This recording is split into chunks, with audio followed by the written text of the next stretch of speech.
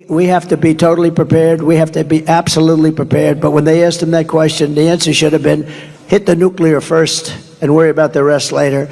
And that's what they should. Donald Trump ने recently statement दी है कि इजराइल को सीधा सीधा ईरान की जो न्यूक्लियर साइट्स हैं जहां पर ये न्यूक्लियर टेस्टिंग कर रहे हैं या फिर इवन जहां पे इनके कुछ न्यूक्लियर रिएक्टर बन रहे हैं, इसे डायरेक्टली डिस्ट्रॉय कर देना चाहिए। वरी अबाउट रेस्ट लेटर, इसका जो अंजाम होगा, जो कॉन्सिक्वेंसेस होंगे, उसके बारे में बाद में सोचना। स्टेट ऑफिस, वॉशिंगटन, पेंटागन, सब जगहों को देख के आपको क्या लगता है कि क्या अमेरिका इसराइल को कायल करेगा कि इसको रिस्पॉन्ड ना करें? ईरान ने हमला किया, इसराइल कह रहा है हम जवाबी कार्रवाई करेंगे। जब इस्माइल हनिया की शहादत हुई थी तो अमेरिका ने ईरान से कहा था कि आप इसका जवाब ना दें। एक तो ये है उनके 6 न्यूक्लियर इंस्टॉलेशंस हैं, उस पर अटैक हो सकता है। फॉर्मर प्रेसिडेंट डोनाल्ड ट्रंप ने कहा है कि ईरान की न्यूक्लियर फैसिलिटी को निशाना बनाया जाए। ऐसी सिचुएशन में ईरान ने हेल्प मांग ली है इंडिया से। 200 साल पहले तस्वुर करो क्या औकात थी, पहले क्या था। आज ये मुस्लिम शबर है, तफलाना है, टमकाना है, और छोड़ो। India is an important country. We hope that India convinced Israel to stop. और कोई जिक्र नहीं है, इतने डरे हुए हैं, सहमे हुए हैं मुसलमान दुनिया कि हम पता नहीं कुछ क्या आफत ना आ जाए। लेकिन पाकिस्तान वो पहला मुल्क है जो ईरान को धोखा देगा। ईरान की पीठ पे खंजर उतारने वाला पाकिस्तान है। आपको क्यों लगता है ये $450 मिलियन पाकिस्तानी एयरफोर्स को दिए? किस दिन के लिए दिए? रेवड़ियां बढ़ रही हैं। इसलिए मेरा तो मशवरा यही था ईरानी दोस्तों को कि जरा मोहतात चलें, जरा हाथ हौला रखें, क्योंकि वो ट्रैप में ना आ जाए जैसा सद्दाम हुसैन ट्रैप में आया था। The one is you said, you gave the statement, Hezbollah अब खत्म हो जाएगी। बहैसियत मुसलमान, बहैसियत पाकिस्तानी, मेरी ख्वाहिश तो यही है कि इसराइल जो है बिल्कुल सफास्ती से मिट जाए। India will use its influence, its capability for the escalation in the region. तो I'm not anti-Iran, nor am I pro any country, but I'm anti-Israel. You can say that. Iran के nuclear को क्यों hit नहीं कर रहा है? Iran की nuclear facility को निशाना क्यों नहीं बनाया जा रहा? ईरान की न्यूक्लियर फैसिलिटी को फौरी तौर पर निशाना बनाना चाहिए, ये कहना है ट्रंप का।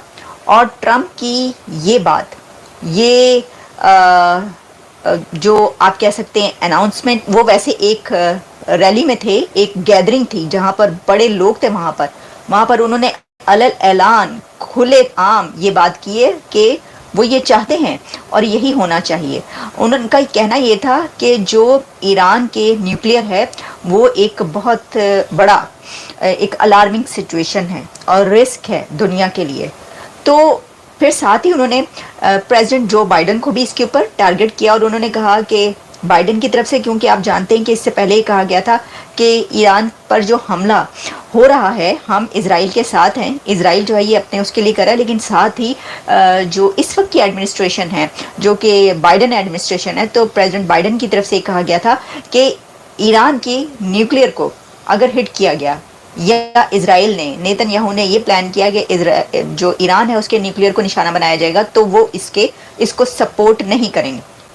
तो ट्रंप की तरफ से प्रेसिडेंट बाइडन के इस स्टेटमेंट को भी टारगेट किया गया और उन्होंने कहा कि ये ऐसा क्यों कह रहे हैं, इनको तो इसके उलट कहना चाहिए।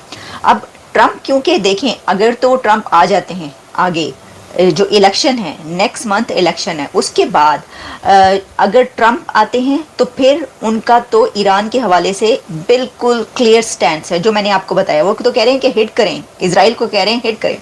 अब देखें इसके अंदर दो बातें, ये बात याद रखिएगा, इसके अंदर दो बातें इस तरह हैं कि एक तो ट्रंप का जो अपना एक स्टैंड है इजराइल के ऊपर, वो भी यही है।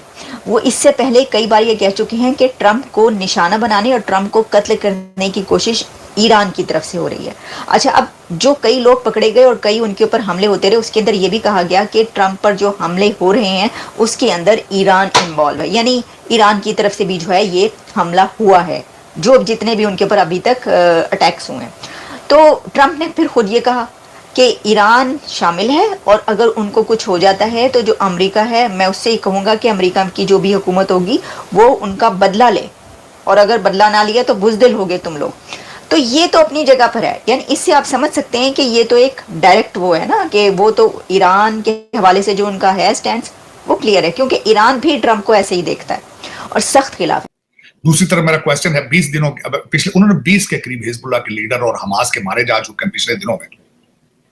उसको भी मैंने बड़ी डिटेल के साथ पढ़ा कि किस तरह कामयाब हुए हैं, किस तरीके से इजराइल हनी ट्रैप करता है, किस तरीके से जो हमारे लोग हैं वो उनको फंसाते हैं, पैसे देते हैं, क्या करते हैं। यूनिट 82 है एक इजराइल का जो मुसलसल काम करता है इंटेलिजेंस कलेक्ट करने का, क्योंकि इंटेलिजेंस फेल्योर के जरिए सारे मारे गए हैं। मैं बताना चाहूंगा कि हसन नसरुल्लाह कहां थे और किस तरीके से मारे गए। लेकिन इस सारी चीज के बाद क्या दुनिया पुरअमन रह पाएगी? 6 जून 1982 में आपने लेबनान में, आज कहते हैं ग्राउंड फोर्सेस लेबनान के बॉर्डर पे जा चुकी हैं। अभी थोड़ी देर पहले हिजबुल्लाह ने कहा है कि अभी तक कोई इजरायली लेबनान की लैंड पर नहीं आया, लेकिन लैंड की दूसरी तरफ से वो हमले कर रहे हैं। 150 के करीब हिजबुल्लाह ने मिसाइल मारे हैं, जो लगा एक भी नहीं है, रॉकेट मारे हैं, सिर्फ ये बताने के लिए कि हसन नसरुल्लाह के बाद भी वो स्टिल अलाइव। लेकिन हालात खराब हैं, हेडलेस हो चुके हैं।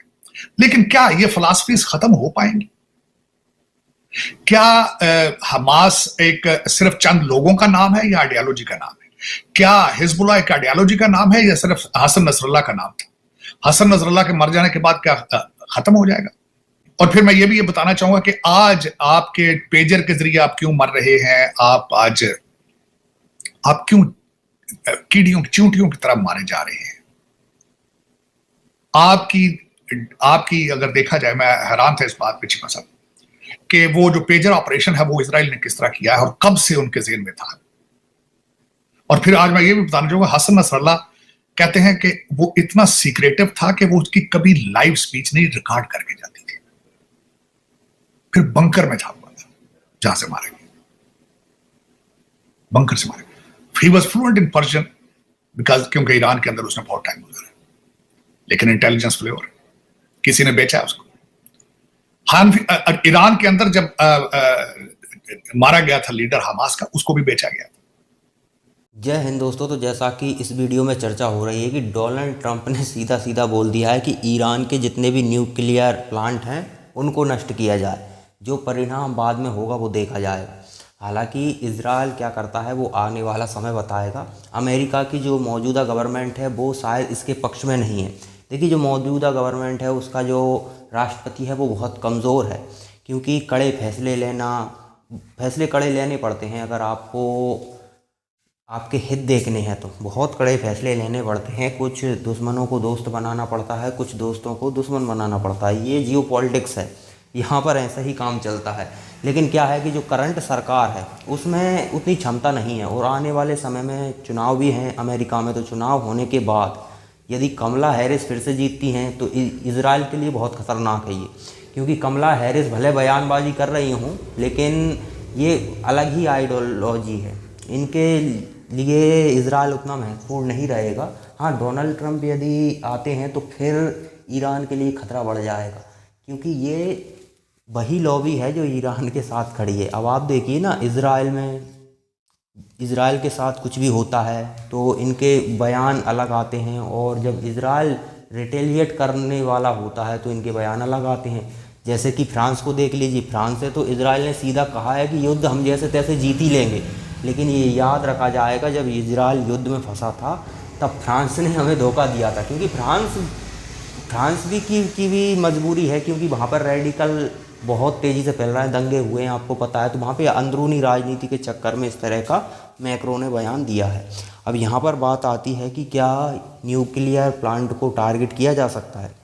देखिए, अभी तक तो इजराइल ने कोई हमला नहीं किया, और हमला ना करने के पीछे का कारण ये है कि वो पहले ईरान के प्रॉक्सीज़ को निपटाना चाहते हैं। ईरान के प्रॉक्सीज़ जैसे पूरी तरह से समाप्त हो जाएंगे तो फिर एक ही फ्रंट बचेगा, डायरेक्ट ईरान, फिर उसे टारगेट करना आसान होगा। अब देखिए, ये तो क्लियर है कि अगर इजराइल हमला करता है तो उनकी जो प्लांट हैं, जो कुएँ हैं ऑयल के, जिन्हें एक बार अगर नष्ट कर दिया जाए तो उन्हें सिर्फ बंद कर दो, आप कुछ दिनों के लिए सिर्फ बंद भी कर दो ना, तो उतना ही खर्चा होता है उन्हें ओपन करने के लिए जितना एक नया कुआं खोदकर ऑयल निकालने में खर्च होता है। तो ये उसमें समस्या होती है कुओं में। तो अगर उन्हें नष्ट कर दिया जाता है तो देखिए ईरान को बहुत नुकसान होगा। यहाँ पर हालांकि भारत के बहुत हित जुड़े हुए हैं, क्योंकि हमारा जो ऑयल आता है वो 99% उसी रास्ते से आता है, तो हमारे लिए थोड़ी समस्या है। हालांकि भारत सरकार ऐसी समस्याओं से निपटने के लिए जानी जाती है। प्रधानमंत्री नरेंद्र मोदी इस चीज़ के लिए तो प्रसिद्ध हैं। कोरोना से लेकर बड़ी बड़ी चीज़ें हमने देखी हैं जहाँ इकोनॉमी अच्छी अच्छी धराशायी हो गई हैं, लेकिन भारत को संभाल लिया है। तो यहाँ पर हमें लगता है कि भारत सरकार कुछ गहन चिंतन इस विषय पर कर रही होगी। देखिए, इजराइल को रोकना मुश्किल है और ये इजराइल को भी पता है कि उसके एग्जिस्टेंस का सवाल है। यदि ईरान पर बहुत तगड़ा जवाब उसने नहीं दिया, ईरान को ये एहसास नहीं कराया कि इजराइल को छेड़ने का अंजाम इससे भी भयावह हो सकता है, तो स्वाभाविक सी बात है इजराइल के एक्सटेंस पर खतरा हो जाएगा, क्योंकि हूती ख़त्म हो जाएंगे, हिजबुल्लाह ख़त्म हो जाएगा, हमास ख़त्म हो जाएगा, लेकिन आइडियोलॉजी तो वही है, दूसरे खड़े हो जाएंगे। पैसा और दिमाग में वही तो डालना है, उन्हें यकीन दिला दिया जाता है कि तुम्हें कोई हरा ही नहीं सकता। वो तो जब पेले जाते हैं तब उनको पता चलता है कि यार ये तो उल्टा हो रहा है, पेले तो हम जा रहे हैं। अच्छे आपने देखा ना, नसरुल्लाह जैसे निपट गए। तो भाई इजराइल क्या करेगा ये उसके ऊपर है, लेकिन डोनाल्ड ट्रंप ने संकेत दे दिए हैं कि वो सत्ता में आ गए तो ईरान के लिए बहुत बड़ा खतरा खड़ा हो जाएगा।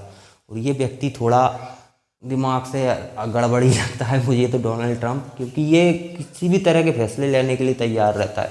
हालांकि उसके समय में जब पहले राष्ट्रपति था डोनाल्ड ट्रंप, तब युद्ध वगैरह नहीं हुए, जहाँ हुई वहाँ शांति ही हुई है। तो वो इस मामले में तो आप देख सकते हैं। लेकिन ये क्या है कि अभी जो सरकार अमेरिका में है वो हथियार लॉबी के सपोर्ट से बनी है, तो वो चाहते हैं कि युद्ध कराओ और हथियार बिकवाओ, उन्हें तो पैसे से मतलब है। तो वो रिजीम चेंज करने वाले, ये अलग ही आइडियोलॉजी है।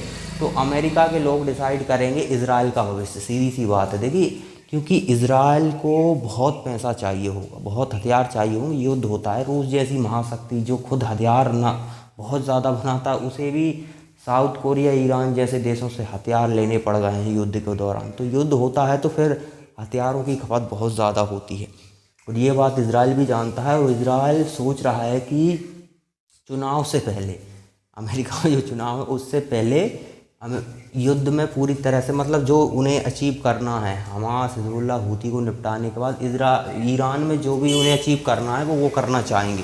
क्योंकि ये बात वो भी जानते हैं, अगर चुनाव से पहले नहीं किए और कमला हैरिस फिर से जीतती हैं तो फिर वो कन्फर्म हो जाएंगे, फिर वो इजराइल को वो मदद नहीं देंगे। हाँ, चुटपुट मदद देंगे थोड़ी बहुत, लेकिन अगर वो सत्ता में वापस आते हैं तो फिर इजराइल का कह सकते हैं कि बहुत महंगा पड़ने वाला है इजराइल को, क्योंकि चारों तरफ से हमले तो होंगे। देखिए, अब हथियार नहीं होंगे तो आप नहीं लड़ सकते, कितनी भी मजबूत सेना हो, कोई भी हो, आपके पास हथियार नहीं है तो आप जीत नहीं सकते। और इसका परिणाम आप देख लीजिए ना, हिजबुल्लाह, हूती 3-3, 4-4, 5-5 फ्रंट पे इजराइल लड़ रहा है। इजराइल के इतने सैनिक नहीं है जितने इन लोगों के पास लड़ाके हैं, लेकिन हथियार मेन चीज़ है। तो हथियार इजराइल के पास है, इसलिए वो जवाब दे रहा है। तो हथियारों का सारा खेल है, और हथियार के लिए पैसा चाहिए होगा। युद्ध के समय आपके पास इतने हथियार नहीं होते हैं, तो आपको मदद ज़रूरी है। तो वो अमेरिका से मदद अगर मिलती रहेगी तो इजराइल बचा रहेगा, वरना उसके एग्जिस्टेंस पे खतरा तो आना ही आना है। अब ये डिसाइड करेगा इजराइल क्या सोचता है, वो जल्दी से जल्दी हमला करता है या फिर चुनाव का इंतज़ार करता है। डोनाल्ड ट्रंप बनता है तो फिर दिक्कत नहीं है इजराइल के लिए, लेकिन कमला हैरिस जीतती है तो फिर इजराइल बड़ी समस्या में आ जाएगा।